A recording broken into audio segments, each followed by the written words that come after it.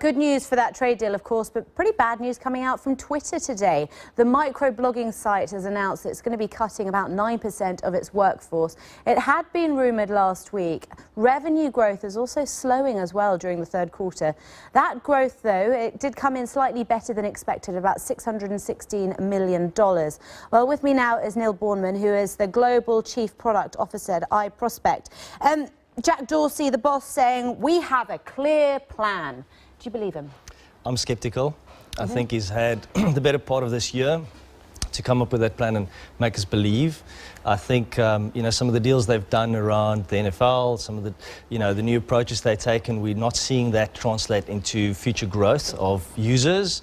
And I think at the end of the day, what we're seeing now with the, reduction of their staff is, are they getting ready for a sale?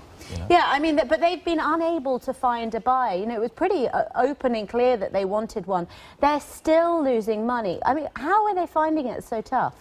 I think partly if you compare their growth rates to the likes of Instagram and Snapchat, they haven't been able to unlock a new following and a growing following base. They've got trolling as a massive social issue that they're dealing with. That I think is something they've got to take some ownership of and resolve very quickly. I think they've had too many management changes over the years. They need to stabilize the ship and actually bring to bear products that consumers want to engage with. Yeah, it's been a real revolving door at the top, hasn't it? Now, they are placing a big bet on live streaming video. They've signed lots of big deals. Do you think that's the way forward for this company? I think the way forward for most companies of their ilk is video. That's what consumers want today. That's how they engage. If you look at what Snapchat is doing, if you look at Instagram, that is certainly the direction. Facebook Live, all of these platforms are launching engagements for consumers that are video focused. So there's undoubtedly it's one of the ways forward. Do you reckon Twitter is actually going to find a buyer? No.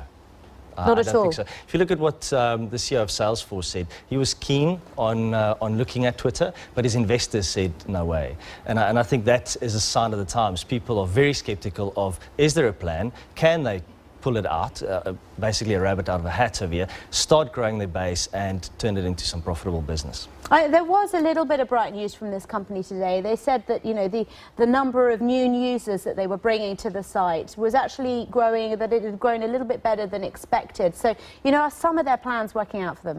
Yes, I think again it's this concept of what is expected. They've had 8 quarters of better than expected revenue, but I think it's been 8 quarters during which the analysts typically have expected poorer performance as a result. So I think if you really start comparing them to some of the guys they need to be compared with, they're growing slower than the others. They've got less people actively contributing to the platforms, and I think that's in the end going to result in some tough times ahead. Yeah, very tough times ahead for Twitter. Niel Bornman, thank you very much for your time. Thank you so much. Thank you.